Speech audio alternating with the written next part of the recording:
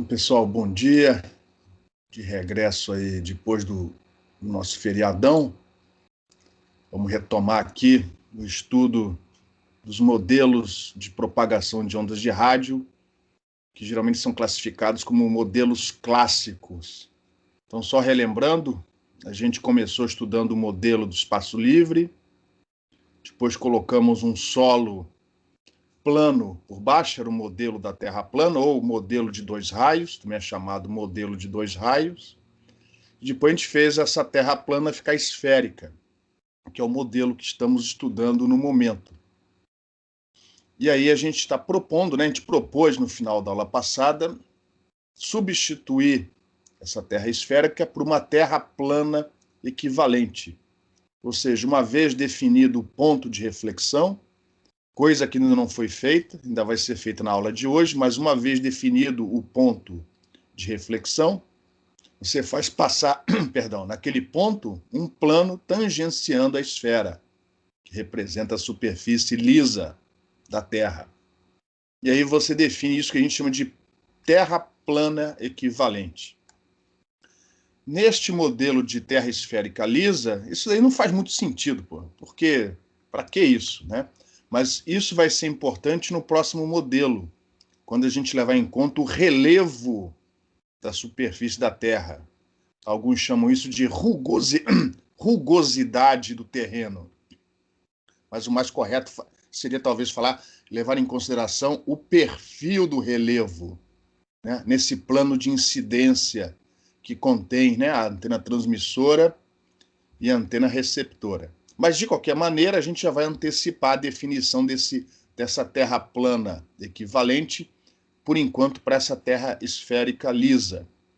Então, uma vez definido esse plano terra equivalente, cujo solo possui as mesmas características do solo, né, que você está investigando, você define agora as distâncias em relação a esse plano. Então, repara, D1, D2, HT e HR, aqui nessa figura estão destacados em vermelho, eles têm esse índice Ezinho aqui, ó, para dizer que são as alturas e as distâncias equivalentes, ou seja, em relação a essa terra plana equivalente. Qual é a vantagem de se fazer isso? É que você pode usar todas as aproximações que já foram estudadas para o modelo da Terra plana aqui. Então, por exemplo, uma vez definido a Terra plana equivalente e as alturas e distâncias equivalentes, esse assunto é o assunto da aula de hoje, você pode aproveitar, deixa eu colocar aqui uma animaçãozinha, a apresentação do slide. Você pode pegar tudo aquilo que a gente já estudou para o modelo da Terra plana, ponteiro, e aplicar no nosso modelo. Então, repare, em decibéis, a fórmula da atenuação continua tendo a mesma forma que a gente já tinha usado para investigar o modelo da Terra plana. A mudança vai estar aqui, ó, nessa função f. Ó. Agora, no nosso caso, levando em consideração a curvatura da Terra, nós acrescentamos, ó, multiplicamos o coeficiente de reflexão de Fresnel pelo fator de divergência. Essa fórmula foi obtida na aula passada, está aqui, ó. Depois a gente vai resolver, no final desta aula, vamos resolver um exemplo, vocês vão ver que isso daqui é praticamente igual a 1. Isso aqui não faz diferença nenhuma. O que faz diferença é aqui, ó. Na hora de você calcular a posição relativa de uma antena em relação à outra, você agora vai ter uma leve alteração nos valores dessas alturas. Repare que aqui, ó, estão entrando as alturas do transmissor e do receptor equivalentes em relação a esse plano Terra. Isso daqui não vai ter o mesmo valor da altura dessas antenas em relação à Terra esférica lisa. Então, essa diferença aqui, na prática, repara, dependendo da frequência, essa diferença pequena, quando multiplicada pela constante de propagação K, lembrando que K é 2π sobre lambda, isso daqui pode alterar bastante a fase desse termo. por exemplo, o que seria uma interferência construtiva caso a esfericidade da Terra não fosse levada em consideração, pode se transformar numa contribuição, uma interferência destrutiva. Então, a contribuição, né, da esfericidade da Terra, ela vai estar ela é mais relevante no cálculo desta fase aqui, ó, no cálculo da diferença de percurso. Lembrando que R1 mais R2 é o percurso do raio refletido e R é o percurso do raio direto. Se o enlace for muito comprido, ao invés de calcular utilizando R1, R2 e R, você pode calcular usando as alturas equivalentes do transmissor e do receptor e o comprimento do enlace D. Puxa, mas eu posso aplicar essa aproximação? Se você está levando em consideração a curvatura da Terra, é porque o seu enlace é comprido. Senão não faria nem sentido falar em modelo de Terra plana equivalente. Então, geralmente, quando a curvatura da Terra é necessária, né, levar em consideração essa curvatura, quando é necessário levar em consideração essa curvatura, é porque o enlace é muito comprido. Tá? Então, faz sentido usar essa aproximação na maioria dos casos. Então, repare, em relação ao modelo da Terra plana, este daqui difere na função f. A gente tem que incluir o fator de divergência, a fórmula já está aqui, e esse termo associado à diferença de percurso. Nós já temos as fórmulas, né, necessárias para fazer o cálculo, só que a gente não sabe ainda como obter os valores de R1, de R2, dessas alturas equivalentes, até porque a gente não sabe ainda como calcular o ponto de reflexão. Se a Terra fosse plana, a reflexão seria simples. Utilizando o conceito de imagem, você traça uma reta da imagem até a antena receptora e acha imediatamente o ponto de reflexão, e com a ajuda de triângulos, de relações que vocês já estudaram no colégio, você rapidinho obtém os percursos, as hipotenusas, os catetos e faz o cálculo. Só que agora a gente é um pouco mais complicado, porque a superfície da Terra é esférica. Qual é a imagem, né, de um espelho esférico? Então, a aula de hoje é justamente como obter esses parâmetros, né, pelo fato da superfície do espelho, né, do solo, ser esférica. Antes de prosseguirmos, alguma pergunta? Então, vamos a esse cálculo. É meio chatinho, mas é tudo simples, porque as relações que nós vamos mostrar para obter esses parâmetros baseiam-se em trigonometria, relação entre triângulos, lei de seno, lei de cosseno, e sempre usando as aproximações. Quais são as aproximações mais relevantes? Primeiro que toda vez que aparecer o parâmetro A, lembrando que o A representa o raio da Terra. A gente vai usar o valor aproximado de 6.400 quilômetros. Então, o raio da Terra, essa dimensão é sempre muito maior que qualquer outra dimensão que aparecer nas equações. E a outra aproximação é que a distância, o comprimento do enlace, é muito maior que as alturas das antenas. Até porque se esse enlace não for suficientemente comprido, não faz sentido levar em consideração a curvatura da Terra. Então, as aproximações que a gente vai utilizar daqui para frente são baseadas nestas duas observações.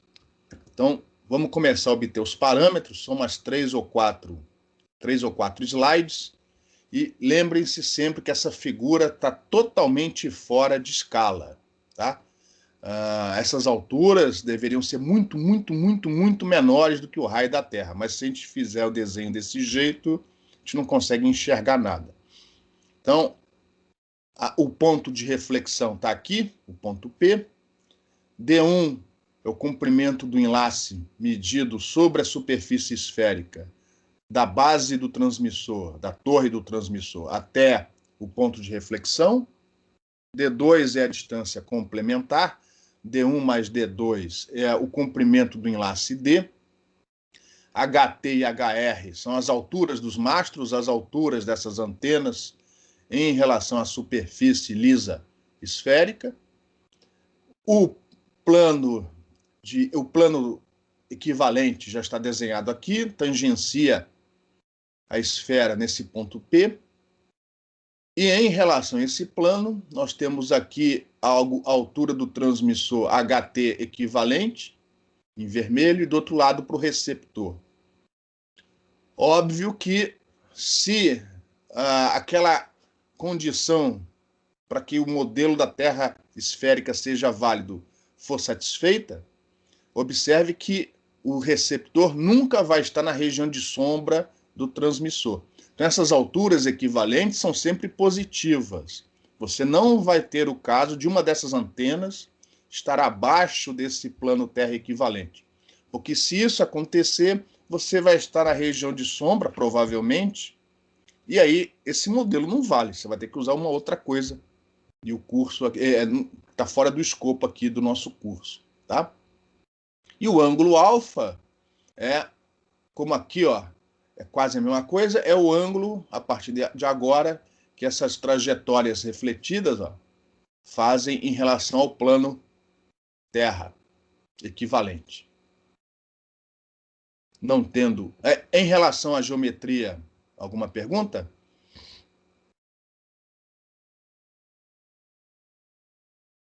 Tem alguém aí?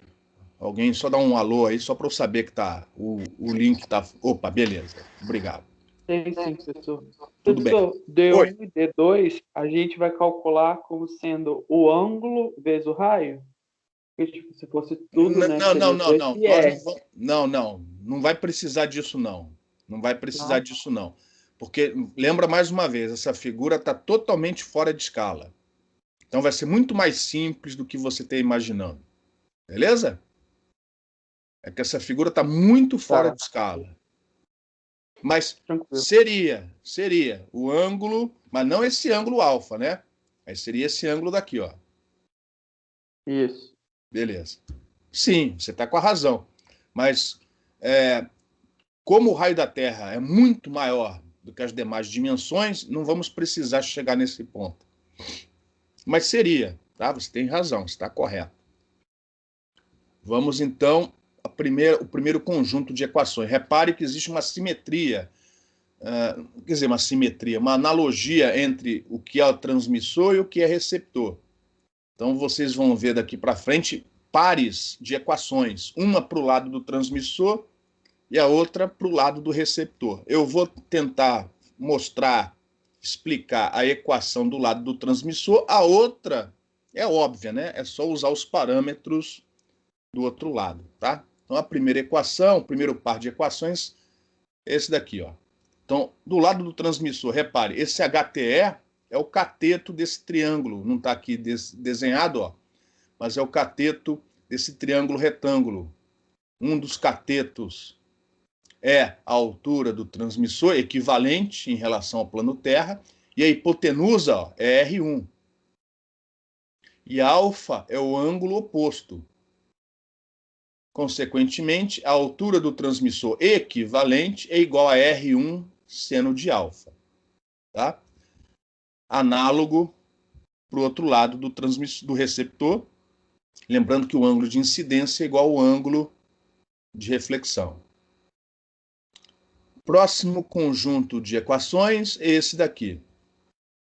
Esse conjunto número 2 vem desse triângulo maior, o triângulo T, P e o outro vértice no centro da Terra. E do outro lado para o receptor. Então repare que esse triângulo T, P, centro da Terra, não é um triângulo retângulo. Então aqui a gente está usando as leis dos cossenos, para falar a verdade, como a gente está usando o ângulo complementar aqui, ó, complementar, esse ângulo daqui é π sobre 2 mais alfa. Ao invés de menos cosseno, apareceu aqui seno de alfa. Então, deste triângulo T, P, centro da Terra, nós temos essa relação. HT mais A é este lado do triângulo, ó, que vai desde o transmissor até o centro da Terra. HT mais A. R1 é um outro lado do triângulo e A é o terceiro lado desse triângulo. E observe que este ângulo daqui, ó, π sobre 2 mais alfa, é o ângulo oposto a este lado HT mais A. Então, usando aquelas relações que vocês já estudaram no colégio, você chega nesta relação para o lado do transmissor e, agindo de maneira parecida, para o lado do receptor. Em relação a esse conjunto número 2, alguma pergunta? Observe que, ó, quando eu elevar isso aqui ao quadrado, vai aparecer aqui A ao quadrado. Este A ao quadrado vai cortar com este A ao quadrado. Além disso, vai aparecer HT ao quadrado mais 2 vezes HT vezes A. Mas como o raio da Terra é muito maior que as alturas das antenas, HT ao quadrado comparado com o termo 2 vezes A vezes HT é desprezível. Então a gente some com esse HT ao quadrado, joga ele fora. E aí deste lado aqui, ó, depois que a gente corta o A ao quadrado, vai ficar só o termo 2A vezes HT. A gente deixa o HT no lugar e passa o 2A para o outro lado, ó. E nós chegamos nessas relações aqui, ó. Então, este daqui é o conjunto 2 de equações depois que a gente aplica essa aproximação, aproximação correta, né? De que o raio da Terra é muito maior que as alturas do transmissor e do receptor. E aí, repare, aqui vai aparecer um termo que é R1 seno de alfa. Ó. R1 seno de alfa. E eu vou substituir R1 seno de alfa por essa relação número 1. Eu vou substituir aqui, ó, por HT equivalente e embaixo por HR equivalente. Então, juntando as relações 1 e 2, eu chego nessas relações número 3 aqui, ó. Lembrando que essa relação número 3 foi obtida substituindo R1 seno de alfa, que aparece aqui, ó, por HT equivalente. Então, repare, já temos aí, ó, fórmulas para as alturas equivalentes do transmissor e do receptor, em função, ó, da altura real das antenas em relação à Terra esférica, e em relação ao raio da Terra, 2A. Então, repare, como o 2A é muito grande, essas alturas equivalentes praticamente é a mesma altura, né, real, mas como esse termo vem na fase, essa diferença pode ser importante. Mas ainda falta determinar o R1 e o R2. A gente não conhece ainda o R1 e o R2, porque, afinal de contas, a gente não calculou ainda a posição da reflexão. A gente não sabe ainda quem é o D1 e quem é o D2. Tá? Então, está faltando ainda determinar o R1 e o R2. Antes de pular o slide, alguma pergunta? Eu tenho uma pergunta, professor. Pois não. O ângulo do triângulo PRX, ali do R2, esse ângulo é alfa também? Aqui, desse lado, este ângulo aqui é alfa também, ó. Porque, de acordo com a lei de Snell, né, o ângulo de incidência é igual ao ângulo de reflexão. Na figura, eu acho que a figura não está rigorosamente igual, tá? Mas é para ser igual. Então, esse ângulo alfa é o mesmo desse lado aqui, ó. Lei de Snell. Beleza. Beleza? Beleza. Quando o ponto de reflexão ele tem que ser tal que o ângulo de incidência tem que ser igual ao ângulo de reflexão. Beleza. Beleza? Beleza. A figura deve estar um pouquinho diferente, mas enfim, é problema do cara que desenhou isso daí. Mais alguma pergunta?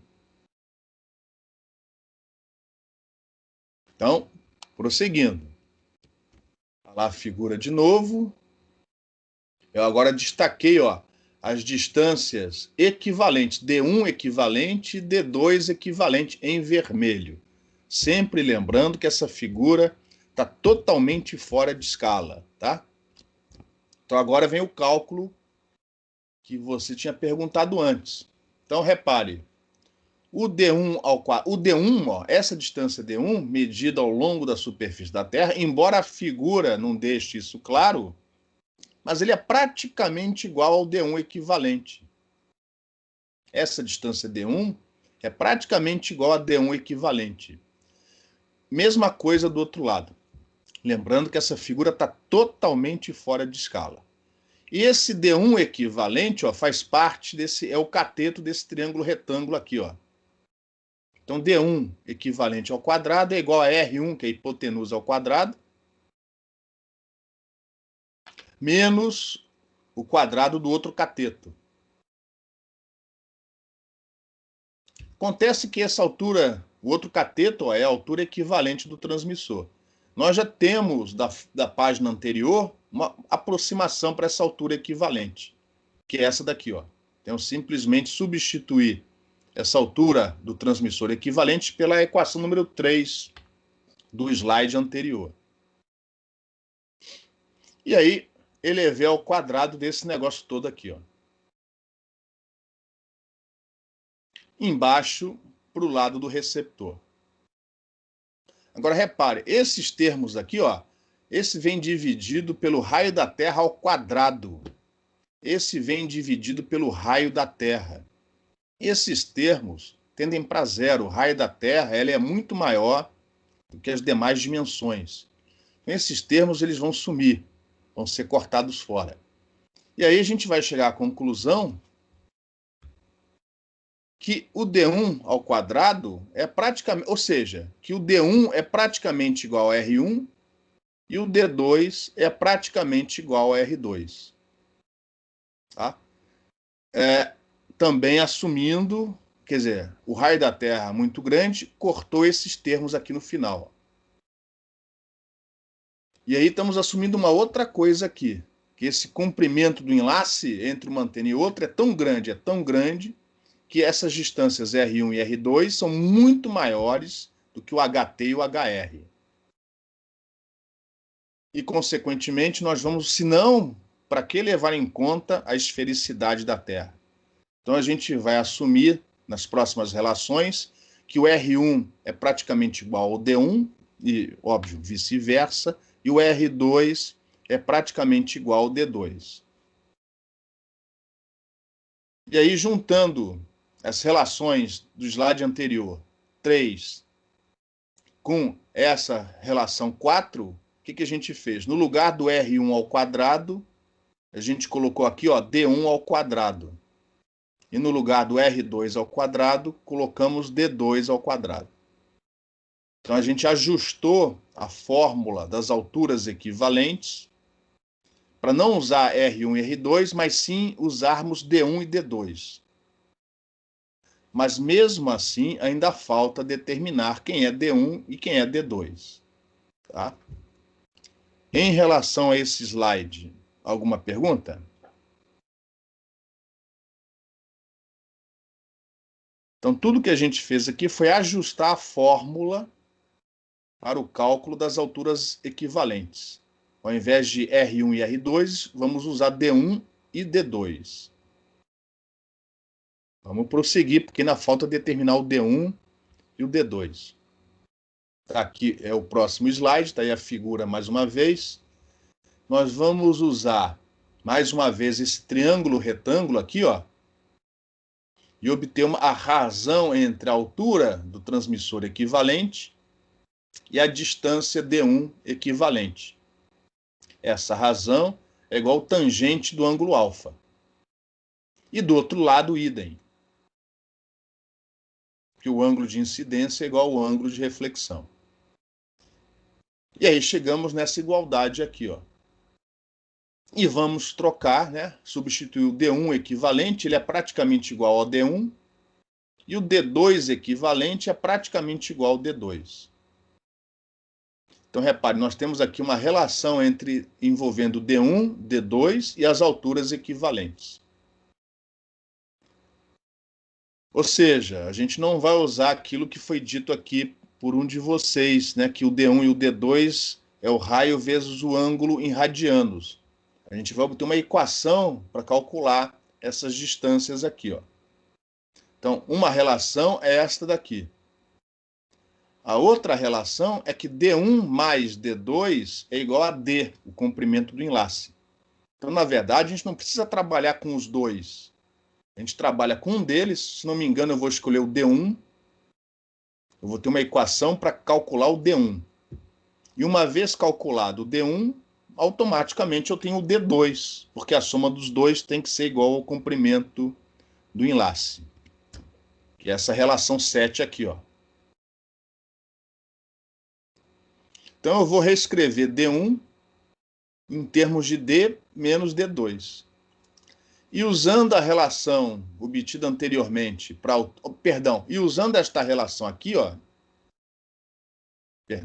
esta relação aqui, ó, ao invés de escrever D2, eu vou reescrever o D2, usando esta relação, deste jeito aqui, ó. Então, repare, eu tenho aqui uma equação que envolve D1 de um lado e do outro, além das alturas equivalentes. Mas eu já tenho, do slide anterior, fórmulas para essas alturas equivalentes em função do D1 e do D2. Aí eu vou jogar toda essa bagunça nessa igualdade aí, ó. Então, pegando a relação 5 do slide anterior, onde te dá o D2 e o D1, né? Ou melhor, te dá as alturas equivalentes em função de D1 e D2. E substituindo aqui dentro, a gente chega, não vou mostrar os passos, que a álgebra é muito simples, você chega nesta relação aqui, ó. Repare que é um polinômio do terceiro grau, envolvendo a variável D1. Repare que, tirando fora o D1, todos os outros parâmetros são conhecidos. O comprimento do enlace, o raio da Terra e as alturas reais do transmissor e do receptor. É um polinômio do terceiro grau que tem solução analítica. E dá para provar que uma das raízes é um valor real positivo entre 0 e D. Então, se o receptor não estiver na região de sombra, ele não pode estar, senão esse modelo não devia nem estar sendo, né, discutido aqui, vai ter uma raiz cuja solução, né, está entre 0 e D. Vai te definir o ponto de reflexão. E, consequentemente, o D2 é a distância complementar. Então, em princípio, você teria que resolver esta equação. Tá? Aqui no curso, a gente não vai fazer isso. Né? Toda vez que tiver algo desse tipo, a gente vai fazer as alturas iguais. A altura do transmissor igual à altura do receptor. Se as alturas forem iguais, quanto vai valer o D1?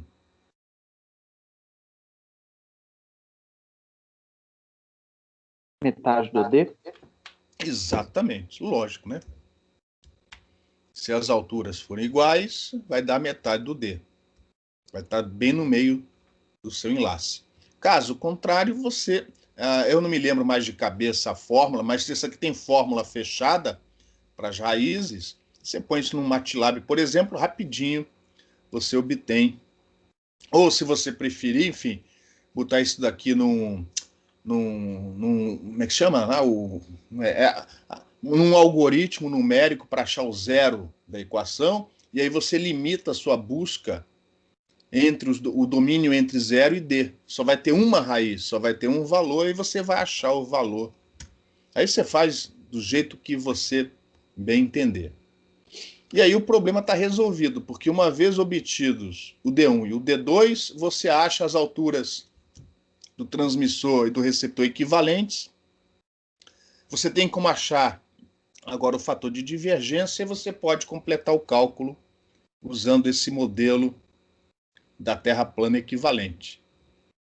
Antes de mudar o slide, alguma pergunta?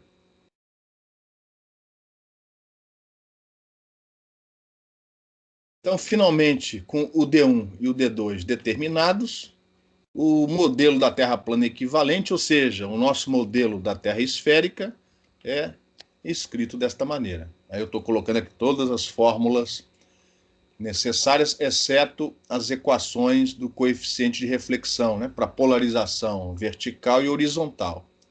Mas você vai fazer o cálculo da função f desse jeito aqui, e o fator de divergência, ao invés de usar R1 e R2, você vai usar D1 e D2, que agora você conhece. Aqui estão as fórmulas para as alturas equivalentes. E você precisa do alfa, tanto no fator de divergência como no coeficiente de reflexão. Aí você tira o ângulo alfa de uma dessas relações aqui. E o problema está resolvido.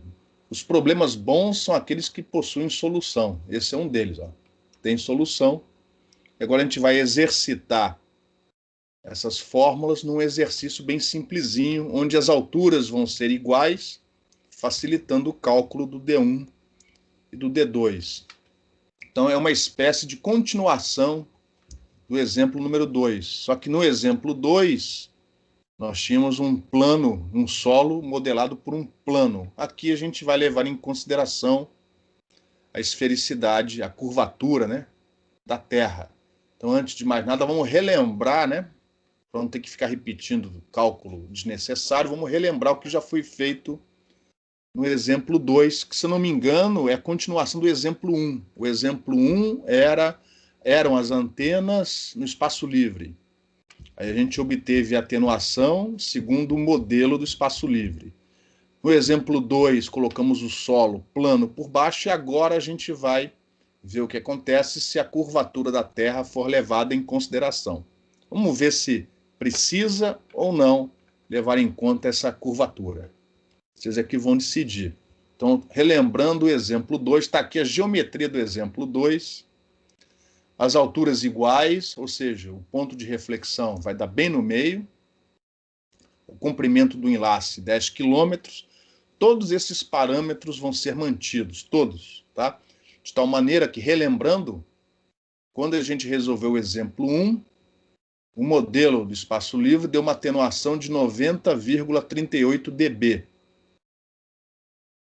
Depois, quando a gente acrescentou o solo aqui embaixo, no exemplo 2, nós tivemos um acréscimo de atenuação de 9,91 dB para vertical e 28,54 dB para horizontal. Ou seja, segundo o modelo da Terra plana, a atenuação, na verdade, é maior do que a do espaço livre. Por que que deu maior? Qual é a física por trás desse aumento da atenuação? A reflexão, consequentemente a interferência? Isso, que nesse caso foi Positiva, né? destrutiva ou construtiva? A atenuação tá. aumentou. O campo aumentou ou diminuiu? Se a atenuação aumentou, foi uma interferência destrutiva. Exatamente. Beleza? E por acaso, foi destrutiva tanto para vertical como para horizontal. De repente, poderíamos ter verificado que para uma foi construtiva e para outra foi destrutiva. Nesse caso, foi destrutiva para as duas. Então, vamos refazer esse problema, ou seja, vamos recalcular estes termos daqui, estes valores, vamos recalcular a função f de alfa, agora levando em consideração a curvatura da Terra. Aquilo que se refere ao espaço livre já foi calculado. Pode perguntar. Se a interferência for construtiva, a atenuação diminui. Não? Oi? E isso é bom, né? Ou não? Na verdade, nem uma coisa nem outra. Em geral, você não quer essa reflexão. Ela atrapalha. Porque as coisas... Pode ter ônibus passando aqui embaixo, vento balançando as torres. Geralmente você gostaria de ter um enlace sem obstrução nenhuma, valor fixo, relativamente independente da polarização.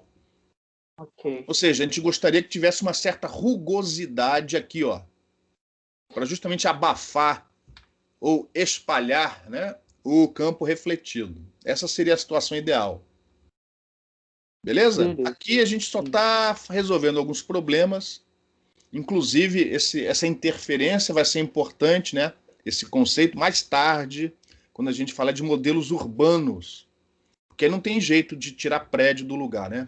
Então a gente não vai ter só duas componentes chegando no receptor, mas várias componentes chegando. Então eu estou aproveitando esses modelos mais simples para ficar falando de raio, interferência construtiva, destrutiva, porque esses conceitos vão ser mais importantes da metade do curso para frente.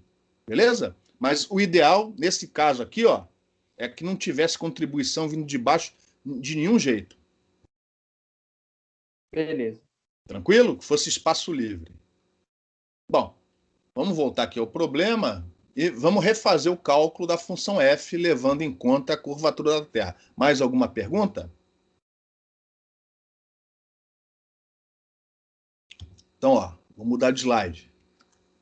Então, parâmetros geométricos. Como as alturas são idênticas, então o D1 é igual a D2, é D dividido por 2. Se o comprimento do enlace é 10 km, o D1 e o D2 são iguais entre si a 5 km. E aí, automaticamente, a gente calcula as alturas equivalentes do transmissor. Lembrando, não ficou claro aqui, mas já tinha ficado por umas transparências lá para trás. A gente vai sempre usar o raio da Terra, aproximadamente 6.400 quilômetros. Então, cuidado com as unidades. Aqui eu estou dando as distâncias em metros, aí você faz do jeito que você quiser, né? Não errando, você vai achar, ó, que essas são as alturas equivalentes. Então, elas diminuíram um pouquinho, porque o plano equivalente está um pouquinho acima da Terra esférica por causa da curvatura. Então, repare, houve uma correção em cada uma de quase 2 metros. Lógico, as antenas, as torres foram assumidas muito grandes, né? Muito altas. Então, de 300 metros, houve uma redução de mais ou menos 2 metros em cada uma. Isso faz diferença? Vamos ver. Eu preciso do alfa. Então, eu usei, ó, já que eu tenho as alturas equivalentes e as distâncias D1 e D2, foi feito o cálculo do alfa, 3,4 graus. Se vocês olharem no exemplo 2, deu praticamente o mesmo valor. Então, isso vai fazer com que os coeficientes de reflexão não precisem ser recalculados. Eles têm praticamente o mesmo valor já calculado do exemplo 2 para a Terra plana. Só que antes disso, a gente precisa ver se esse modelo é válido na situação atual. Ou seja, se a antena receptora não está na região de sombra da antena transmissora. Então eu fiz aquele teste, ó. Aquele teste da desigualdade. Comparei com o K vezes A elevado a menos 1/3 com o tangente de alfa, que agora eu conheço, desta relação. Foram feitas as contas, eu não estou mostrando aqui o tangente de alfa, mas é verdade. A desigualdade é verificada, ou seja, o transmissor não está na região de sombra. Vamos prosseguir. Mas repare, antes de prosseguir, a gente fez o teste da desigualdade para ver se uma não está na região de sombra da outra. Uma antena não está na região de sombra da outra antena. Então, feito o teste, vamos prosseguir. Como o ângulo alfa é praticamente aquele do exemplo 2, vamos usar os mesmos valores de coeficiente de reflexão que já tinham sido calculados antes, para a vertical e para a horizontal. Então, aproveitar mais uma vez para relembrar, repare que para a horizontal, aproximar esse coeficiente por -1 não é ruim. Já tanta aproximação, mais uma, menos uma, não vai fazer quase que diferença. Mas para a vertical, ó, já a aproximação de que o coeficiente de reflexão é praticamente igual a -1 já não é tão boa. Por que que isso acontece?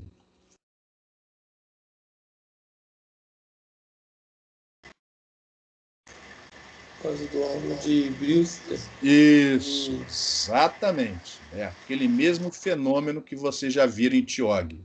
Então, por causa do ângulo de Brewster, a aproximação para a vertical, para a polarização vertical, não é tão boa quanto o que seria, né, para a polarização horizontal. Então, cuidado com as aproximações.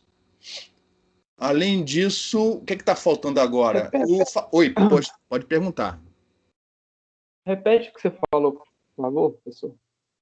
Não entendi. A aproximação de fazer o coeficiente de reflexão igual a -1 é boa para polarização horizontal, mas não é tão boa assim para vertical. Foi isso que eu quis dizer. quando a gente fala polarização horizontal, a gente está falando em relação ao campo elétrico que ele está em para. Às vezes eu confundo essas coisas. Perfeito. Em O TIOG, campo elétrico. Pode falar. Em TIOG e em ótica, né? Geralmente em eletromagnetismo o pessoal usa a notação de ótica. A gente define as polarizações ortogonais básicas em relação ao plano de incidência. Então tem a polarização paralela e a perpendicular. A paralela é aquela onde o campo elétrico é paralelo ao plano de incidência. Qual é o plano de incidência? É o plano da projeção do slide. Ou seja, é o vertical. Exatamente. O que o pessoal chama de paralelo em ótica, em TIOG, vocês viram como paralela, aqui é a vertical.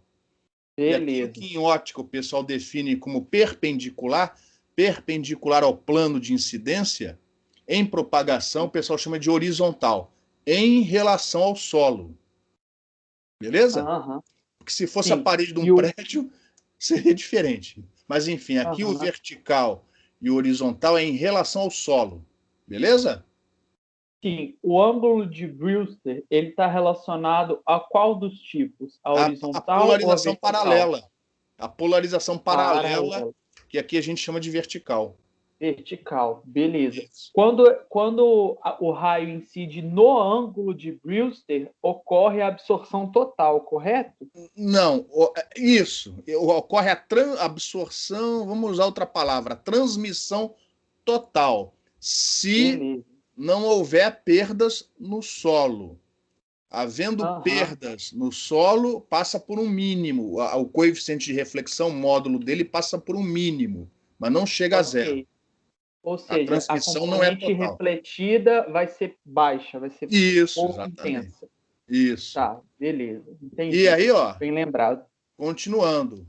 Repare que, para vertical, a interferência foi destrutiva, mas repare, a contribuição dessa interferência foi bem menor, mais ou menos 10 dB, do que aquela da horizontal, porque o campo refletido na polarização vertical é menos intenso do que o campo que é refletido na horizontal. Beleza? Então está de acordo com os cálculos que fizemos. Tem a ver com o destrutivo construtivo, tem a ver com o percurso, mas a intensidade tem a ver com o módulo do coeficiente de reflexão. Faz sentido? Faz sentido. Beleza? Mais alguma pergunta? Se eu não estiver enganado, aqui nesse finalzinho a gente vai calcular o fator de divergência. E aí vocês vão ver, repare, não é um enlace tão comprido assim. As alturas dos transmissores estão um pouco exageradas, né? 300 metros. Mas, enfim, se você calcular, repare que as alturas não entram aqui. Não entram sim escondidas aqui no ângulo alfa. Aqui o ângulo alfa leva em conta as alturas. Mas repare, o fator de divergência, você faz os cálculos praticamente igual a 1. Então, aqueles slides que a gente gastou na aula passada, na prática, esse fator de divergência, na prática, vai ser muito próximo de 1. Tá? Mas, de qualquer maneira, está aqui o cálculo.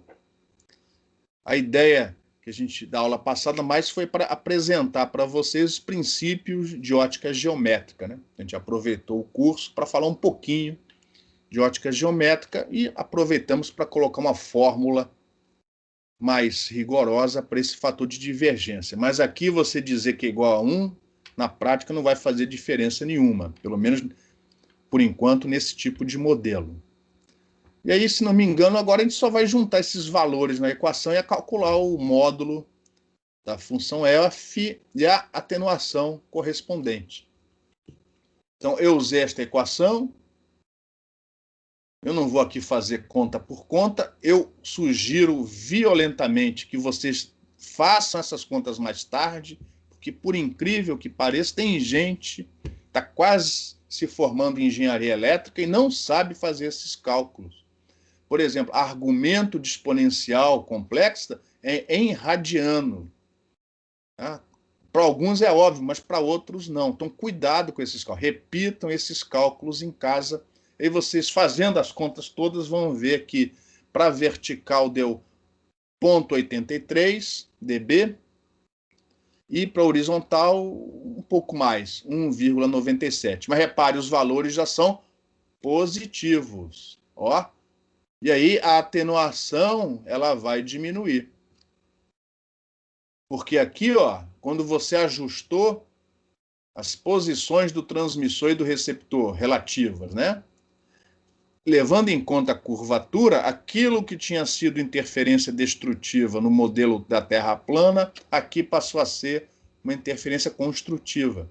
A atenuação deu uma diminuída. Pergunta: faz ou não faz diferença levar em conta a curvatura da Terra? Na dúvida, se você não está com dúvida, leve em consideração que isso hoje em dia você não faz mais no braço, né? Você tem programas muito simples de computador que você põe essas fórmulas lá, eles fazem essas contas, esses cálculos para você com muito mais ligeireza. Então, deixa eu ver como é que eu concluí. Deu 10 dB de diferença, né, professor? Com certeza faz diferença. Eu gosto de relativizar esse negócio, porque esse modelo é tão simplificado que, na prática, quando você for medir isso daí, não vai dar nada disso. Né? Mas, enfim, né?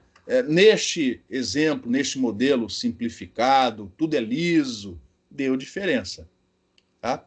Então, repare, a diferença, com certeza, não foi por causa do fator de divergência, mas sim por causa, né, da correção das posições relativas entre o transmissor e o receptor.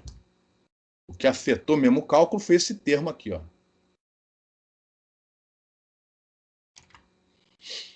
Enfim, esse foi o nosso exemplo número 5. Antes de prosseguirmos, alguma pergunta? Então, se não estou enganado, isso termina o nosso modelo da Terra esférica. O que a gente vai fazer no próximo modelo é levar em consideração o relevo. E aí é que esse modelo de Terra plana equivalente passa a ser realmente útil. Ele não é útil nesse modelo de Terra esférica, ele é útil agora no próximo modelo, quando a gente leva em consideração o relevo. Tá? Aí é que, mas, enfim, a gente aproveitou um modelo mais simples para introduzir esse conceito de Terra plana. O nosso quarto modelo é o de terreno rugoso. Eu chamo não, está nos livros, né? Mas eu não sei nem se esse nome rugoso é apropriado. É um modelo que vai levar em consideração o relevo, onde você tem montado sobre ele o seu enlace, tá? Então, o rugoso aí é porque a gente vai definir um coeficiente de espalhamento que tem a ver com rugosidade de superfícies. Então, acaba que o nome ficou terreno rugoso, mas é a consideração do relevo no modelo da Terra plana equivalente. Então, repare, eu estou aqui desenhando sempre com essa cor abóbora dourada, é a representação do solo, agora representando o relevo sobre o qual você vai ter o seu transmissor e o seu receptor. Hoje em dia, esse perfil de relevo vocês obtêm com a ajuda do Google Maps ou de algum órgão governamental, como, por exemplo, Embrapa. Né? Você procura lá nas páginas ou entra em contato, você tem como obter o relevo de várias regiões aqui do país. Com certeza, de Minas Gerais, você tem tudo isso mapeado no Embrapa. Eu não sei dizer de cabeça a precisão, quantos metros de precisão você tem. Quanto mais precisão você tem nos dados, mais caro, né, é a obtenção desses valores, a obtenção desses dados. Caro assim, você tem que pagar mais. Né? No caso do Embrapa e do Google Maps, sai de graça.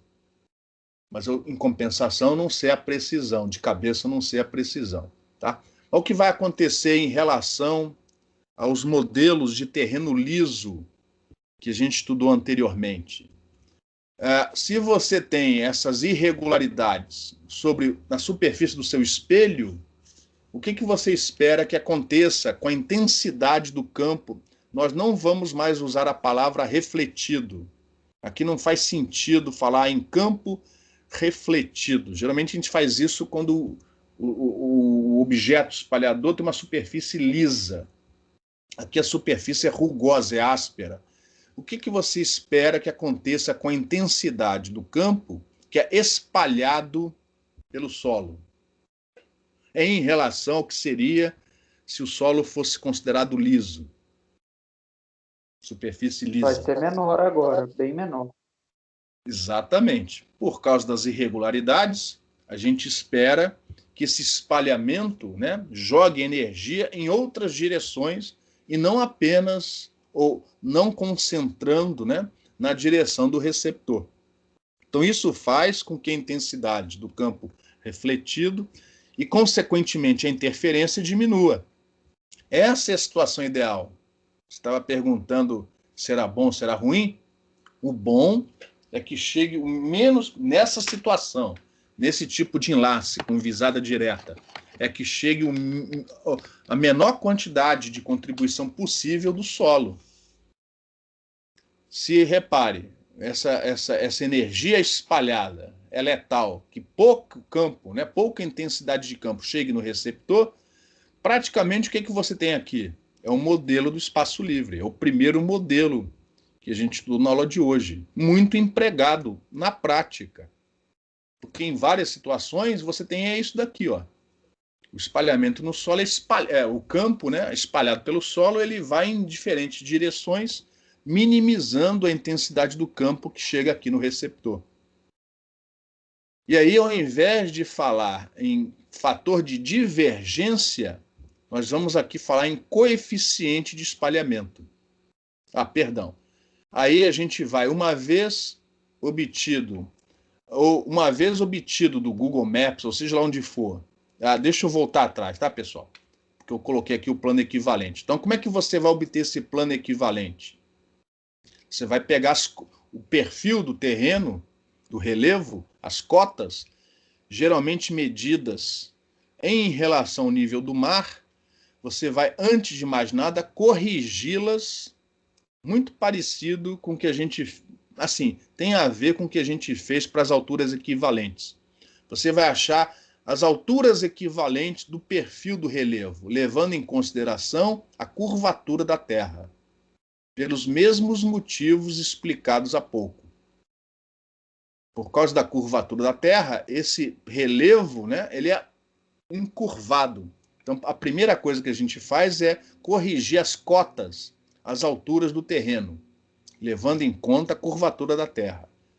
Uma vez corrigidas, né, as coordenadas desse perfil de relevo, a gente, usando mínimos quadrados, ou como também é chamado regressão linear, você passa o segmento, no caso dessa figura, é um segmento de reta.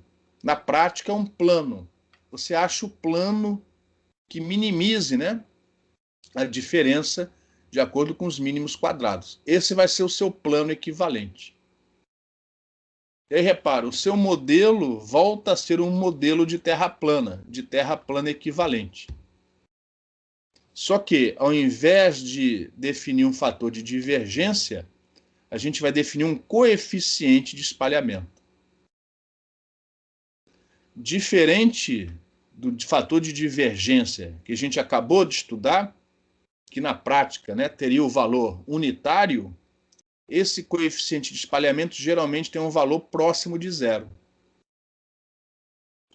de acordo com a rugosidade do terreno. Quanto mais rugoso for o terreno, comparado com o comprimento de onda, menor é o coeficiente de espalhamento. O coeficiente de espalhamento tem valores entre 0 e 1. 1 se o terreno for liso, 0 se ele for muito rugoso. O ideal é que esse coeficiente de espalhamento seja próximo de 0. O ideal, havendo possibilidade, é você montar um enlace de tal maneira que no meio do caminho, né, não havendo bloqueio, né, que o terreno seja suficientemente rugoso e regular para diminuir o máximo que for possível o coeficiente de espalhamento. Os percursos R1, R2, R, ou as alturas em relação ao plano equivalente, você calcula da maneira usual. Porque uma vez obtido o plano equivalente, você pode usar a imagem, passa o transmissor, a imagem do transmissor aqui embaixo, liga uma linha reta até o receptor, aonde essa linha cruzar o plano equivalente, ali vai ser o seu suposto, né, ponto onde ocorre a reflexão, que, lógico, não vai estar sobre o terreno. Seria muita coincidência esse ponto de reflexão relativo ao plano equivalente ocorrer sobre o terreno. É um modelo que é desse jeito. E aí você faz todos os cálculos como você faria para a Terra plana, apenas acrescentando esse coeficiente de espalhamento que a gente vai aprender a calcular, se eu não estiver enganado, na próxima aula. Todo o resto é igualzinho ao modelo da Terra plana. Alguma pergunta em relação a esse slide? Professor, só uma Oi. pergunta mais de conhecimento mesmo. Você falou que mede. Quando eles estão planejando colocar duas antenas, como é que eles falou que mede? Assim, eles medem antes? Não. Como? Não, na verdade, em primeiro lugar, vai depender do serviço. Qual é o serviço que você tem? É telefonia? É cobertura de rádio, telefonia móvel? É cobertura de estação de rádio FM, de TV? Então, primeiro, depende do tipo de serviço. Segundo, depende das especificações do controle do governo, através da Anatel. Você pode instalar aquilo? Em que região você pode? Tá? Então, existem vários limites. Uma vez estabelecidos os limites, havendo a possibilidade de você escolher a posição das antenas, se for, por exemplo, um enlace onde ocorre visada direta, ponto a ponto, dentro das possibilidades, escolher uma onde o coeficiente de espalhamento seja o menor possível. Como é que você faz isso? Fazendo simulações no computador, ou seja, para isso você precisa ter o perfil do relevo naquela região. Você precisa de uma base de dados. Pode obter através do Google Maps ou você pode comprar uma base de dados. Quanto mais precisa for a base de dados, mais cara, mais dinheiro você tem que pagar pelo serviço. Mas você tendo uma base de dados, você monta um programinha de computador, você põe lá a posição do transmissor, do receptor, traça esse plano de incidência, esse plano da projeção aqui é o plano de incidência. Faz a interseção desse plano com o relevo, você vai ter essa linha aqui, é o perfil do relevo naquele enlace. E faz o cálculo ali. Aí mexe as antenas até achar uma opção que seja interessante, dependendo do tipo de serviço. Você pode fazer essas simulações no computador. Antigamente, o pessoal mais casca grossa tinha mais experiência, só de olhar ele, com a experiência, ele já mais ou menos sabia qual seria a melhor posição para colocar essas antenas. Mas hoje em dia, o estagiário pode fazer isso sem ir no local. No computador ele pode estabelecer, tendo o software necessário e a base de dados do relevo, você pode fazer essas simulações no computador e ver qual é aquela situação que permite o menor coeficiente de espalhamento possível. Uma possibilidade. Sim, não, talvez. Sim, entendi, professor. Beleza? Tem algum nome de software que usa para fazer isso? Não, isso aí eu não sei, sinceramente não sei. Tá? Entendi. Isso daí você mesmo faz, pô. Isso aí se você tem os pontos de uma superfície, vamos supor, você pegou uma base de dados que divide, né, uma vista aérea, né, o GPS, seja lá o que for. Aí você divide em quadradinhos. Você tem pontos isolados, né? Você passa uma spline, por exemplo, uma superfície, interpola aquilo usando uma spline ou alguma superfície que te dê suavidade. Então você tem a equação daquela superfície numérica no computador. Aí você escolhe um plano através de um ângulo e tal, você acha a interseção do plano com a superfície. Isso aí tem algoritmo para isso. Eu tenho certeza que vocês três, se fossem fazer estágio, tivessem que fazer um algoritmo para isso, vocês iam apanhar no início, mas vocês iam conseguir fazer. Isso aí não é difícil, não. Não precisa comprar. Mas lógico que esse software já vem com outras coisas embutidas, né? Mas eu não sei te dizer, não. Mas esses softwares de planejamento de site, de telefonia móvel, já faz tudo isso, provavelmente. Eu nunca mexi com esse software. Eu não posso falar mais do que isso. Entendi, professor. Obrigado. Beleza? Mais alguma pergunta? Então, vamos dar uma prosseguida aqui. Eu vou parar daqui a pouco, senão a gente adianta muito. O curso não faz sentido, dá muito rápido. Então, o que a gente vai fazer? Geralmente, esse relevo, né, a altura, a gente chama de cota do relevo. E uma distância, né, enfim, que localize este ponto, você precisa de pelo menos, nesse modelo bidimensional aqui, de 2 coordenadas. Na verdade, você precisa de 3, óbvio, né? Mas aí faz de conta que já aconteceu tudo isso que eu falei para vocês antes. Dada a superfície do relevo, você definiu o plano de incidência, já fez a interseção da superfície com esse plano de incidência. O que é o plano de incidência? Lembra de Tiogue. É o plano que contém a perpendicular à superfície, né, de reflexão, e que contém a direção, né, de incidência e a de reflexão. No caso aqui de propagação, que contém a antena transmissora e a antena receptora. As duas têm que estar nesse plano de incidência e ele tem que passar, lógico, né, assumindo que a superfície da Terra é esférica, pelo centro da Terra. Ou seja, o plano de incidência é o plano aqui do slide, ó. Este plano de projeção é a tela do computador. Então, uma vez obtida a interseção do plano de incidência com a superfície do relevo, você tem esse perfil do relevo no plano de incidência. Ou seja, o teu problema passa a ser bidimensional, você só precisa de 2 coordenadas, né?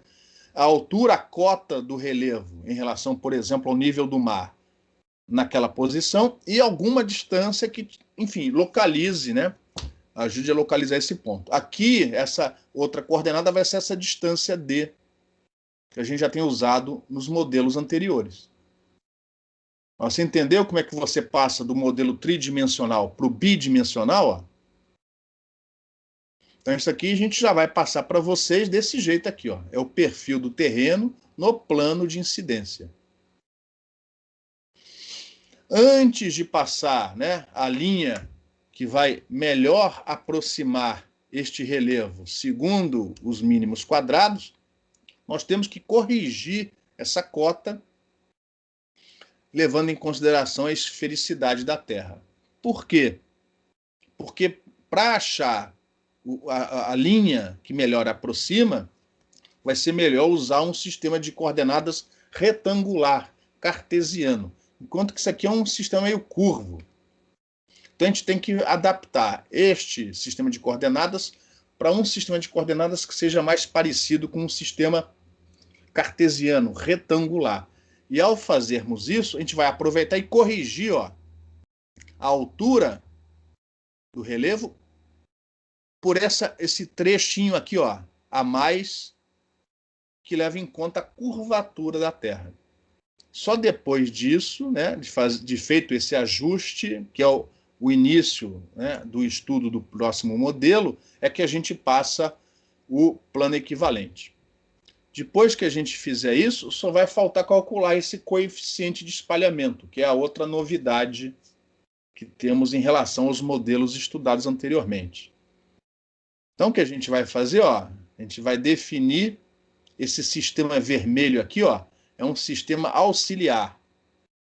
Então, para não confundir com as coordenadas geralmente obtidas, né, através de uma base de dados do relevo de uma região, eu vou chamar de H' e D', só para dizer, ó, que não são necessariamente iguais ao D e ao H que você obtém de uma base de dados. E o que a gente precisa, ó, é achar o H 2 linhas. Ó. o H duas linhas, essa altura aqui, ó. Esse H duas linhas é que vai levar em consideração a curvatura da Terra. Então você vai ter o seu relevo descrito nesse sistema de coordenadas retangular, H', D'. Depois de obtida essa correção, aí vai ficar mais fácil achar a reta, que, através de regressão linear, que melhor representa esse relevo na região onde você está estudando, investigando, montando o seu enlace. Em relação a esse slide, alguma pergunta? Deu para entender a filosofia? Então, a curvatura da Terra ela vai estar embutida naturalmente no cálculo desse H duas linhas, que somado ao H vai te dar o H'. Pô, professor, mas está inclinado. Mas repare que essa figura está totalmente fora de escala. Essa linha aqui é praticamente na vertical, ó, na prática. Então, a gente vai somar o H naquela posição D, nós vamos somar o H ao H duas linhas para achar o H'. Uma vez obtida a H', aí você passa a reta e acha o plano equivalente. Nesse cálculo já vai estar embutida a esfericidade, a curvatura da Terra, no H duas linhas. Observe que no meio do enlace, mais ou menos no meião do enlace, o H duas linhas vai ser maior do que nos extremos do enlace. Então, no fim desta aula, né, até o fim da aula, o nosso objetivo, antes de partir para o resto, é obter uma fórmula para H duas linhas. Logicamente que nessa fórmula vão aparecer a distância D e o raio da Terra. Lembrando que a gente vai usar a aproximação 6.400 quilômetros para o raio da Terra. Também é importante definir, ó, eu vou usar nessa minha coordenada D', o domínio do D', uma vez estabelecido o local onde eu vou fazer a investigação, o estudo, neste ponto aqui, ó, eu vou definir o D' igual a 0, D' e D nulos. E aqui, ó, eu vou chamar isso de 2dm, onde dm é a distância D no meio, aqui no meio desse enlace aqui, ó. Então, dm é a distância desde aqui da origem até o meio, e 2dm é o D' aqui no final. Então, esse parâmetro dm também vai aparecer na fórmula do H duas linhas. Observe que o H duas linhas vai ser máximo quando D' for igual a dm. E vai ser nulo para D' igual a 0 e para D' igual a 2dm. Antes de prosseguirmos, alguma pergunta? Então, sempre lembrando que essa figura está totalmente fora de escala. Nem o Monte Everest é tão grande em relação ao raio da Terra como está indicado aqui na figura. Essa figura está totalmente fora de escala. E nas aproximações que seguem, que são excepcionais, são muito boas, tá? Sempre as figuras vão estar fora de escala, porque senão não dá para enxergar o que está acontecendo. O raio da Terra é muito maior que as demais dimensões. Então, o que a gente vai fazer é obter uma fórmula para o H duas linhas. E aí, ó, tá aqui, eu desenhei aqui em azul, seria a superfície lisa da Terra, se você preferir o nível do mar. Aqui as minhas coordenadas cartesianas auxiliares, H', D', o D' vai de 0 até 2dm. E aqui está o H, duas linhas, que vai ser o cateto aqui, ó, de um triângulo. E aqui, ó, o D' correspondente a este ponto aqui, ó. E aí o que eu vou querer fazer é achar a relação do H duas linhas em relação aos demais parâmetros fornecidos. Só que eu vou usar, ó, momentaneamente, um sistema cartesiano, que eu chamei aqui de x e y, em relação com a origem no centro da Terra. Por que eu fiz isso? Porque a gente já sabe de cabeça a equação do círculo. É quando a origem do sistema está no centro desse círculo. Tá? Então, reparem, se eu usar essas coordenadas auxiliares x e y, a equação deste círculo é simplesmente a ao quadrado, lembrando que a é o raio do círculo, igual a x ao quadrado mais y ao quadrado. Então, aí, ó, fica fácil. Eu vou transladar, né, a origem, o sistema de coordenadas, né, desta origem para cá. Ó. Então, usando essa figura, reparem, este cateto aqui, ó,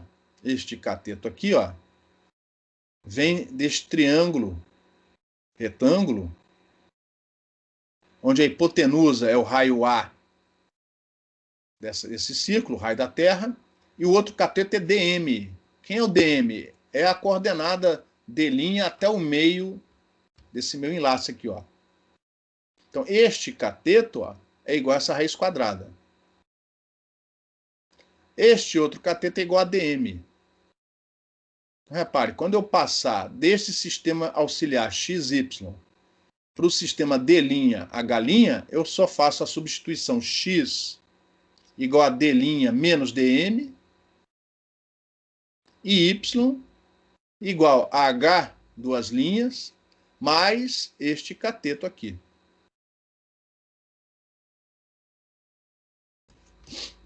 Então, assim, ó, foi mais fácil obter a equação do círculo, usando esse sistema XY auxiliar. Aí, o que a gente vai fazer agora é abrir esses quadrados aí, e toda vez que aparecer alguma coisa dividida por A, jogar fora, porque a dimensão do raio da Terra é muito maior que as demais. Então, vamos ver o que vai acontecer aqui. Bom, aí abrindo os quadrados, repare aqui, vai aparecer A ao quadrado menos dm ao quadrado. Esse A ao quadrado corta com esse A ao quadrado.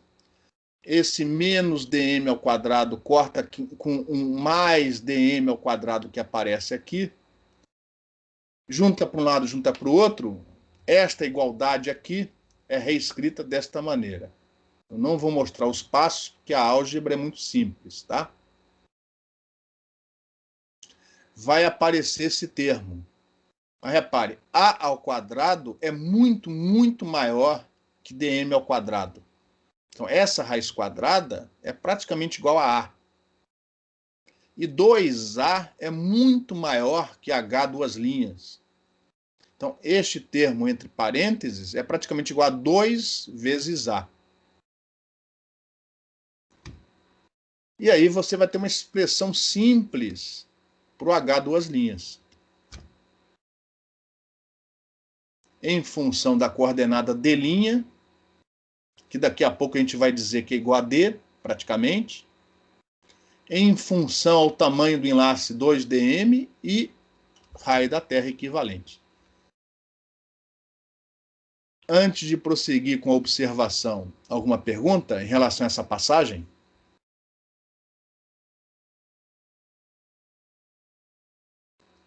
O que representa essa equação? Observe que esta equação te dá o H duas linhas em função de um polinômio do segundo grau de D duas linhas, de D', perdão. Isso aqui é uma parábola. Então, o que eu estou fazendo, essas aproximações, geometricamente equivalem a você aproximar o círculo da Terra por uma parábola. Está aqui em vermelho. Esta fórmula é a equação, refere-se à equação de uma parábola passando por esses dois pontos aqui. Só que o tamanho, o comprimento do enlace é tão menor, mas tão menor do que o raio da Terra, que essa diferença que existe aqui, ó, entre a curva azul e a curva vermelha é ridícula, é mínima, é desprezível. Então, estes valores aqui, os valores que você obtém usando essa aproximação são excepcionais, muito bons. A próxima aproximação é dizer que a distância d' medida ao longo dessa reta é praticamente a mesma medida sobre a superfície azul, ó, sobre a linha azul. Mais uma vez, lembrando que essas figuras estão totalmente fora de escala. E aí nós temos uma fórmula para o H2', em função do dm, que é conhecido a priori, que é você que especifica o tamanho do enlace, em função do raio aproximado da Terra, 6.400 km, e em função da posição D, em função dessa distância D. Repare que o H2', quando D é igual a 0,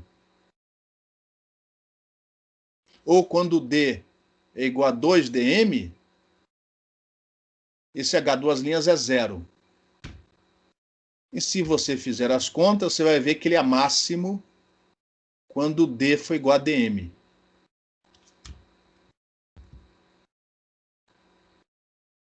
Então, esta equação em vermelho é a que nós vamos usar para fazer a correção do relevo, levando em conta a curvatura da Terra. Depois de feita a correção, é que a gente vai passar, usando mínimos quadrados, o segmento de reta representando a Terra plana equivalente.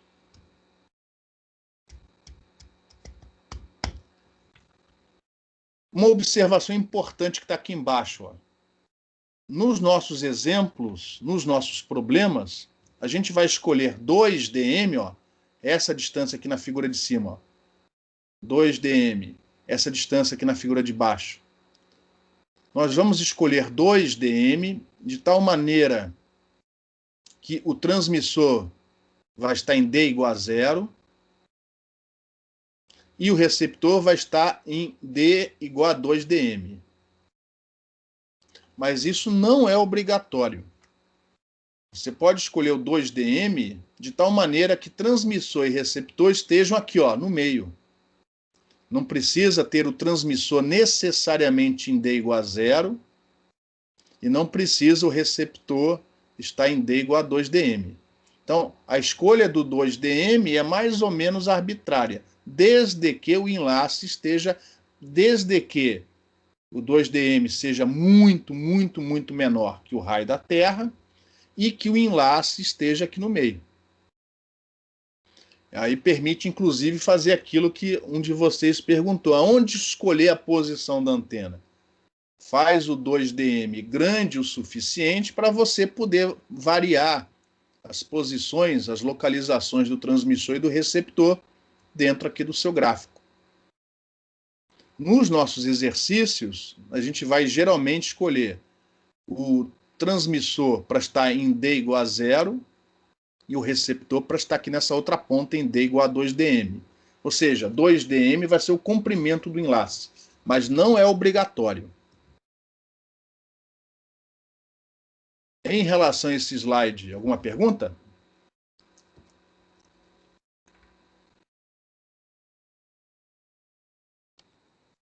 Então, ó, as fórmulas para obter as coordenadas corrigidas são essas. Ó.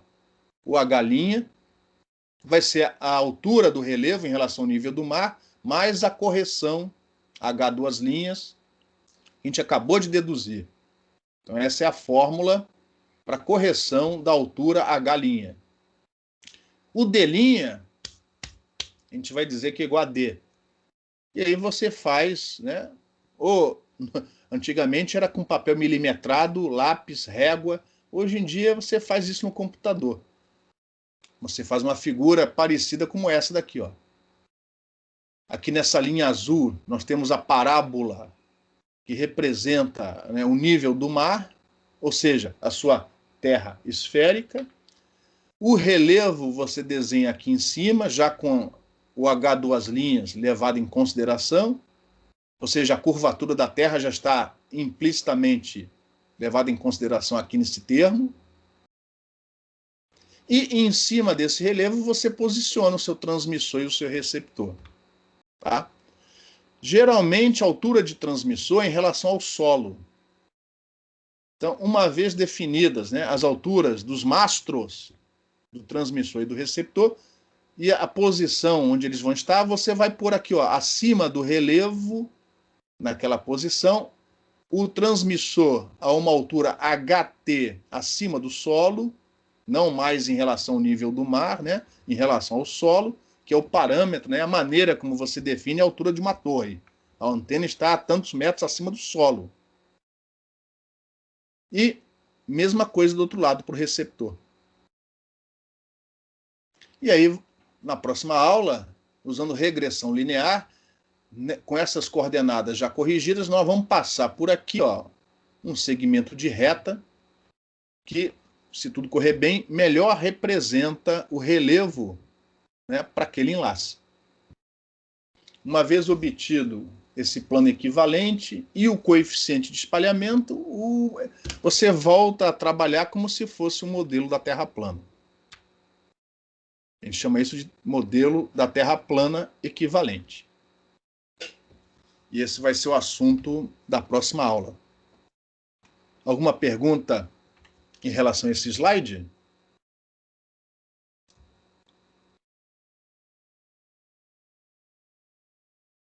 Nenhuma pergunta? Eu espero que seja uma boa notícia, né? Bom, se não houver pergunta nenhuma, eu vou fora aqui da apresentação. Lembrando que isso aqui é o conjunto número 3 de slides, né? De transparências. Eu falo transparência porque antigamente a gente imprimia isso e passava no retroprojetor. Agora é slide, né? Opa, errei. Vou parar a gravação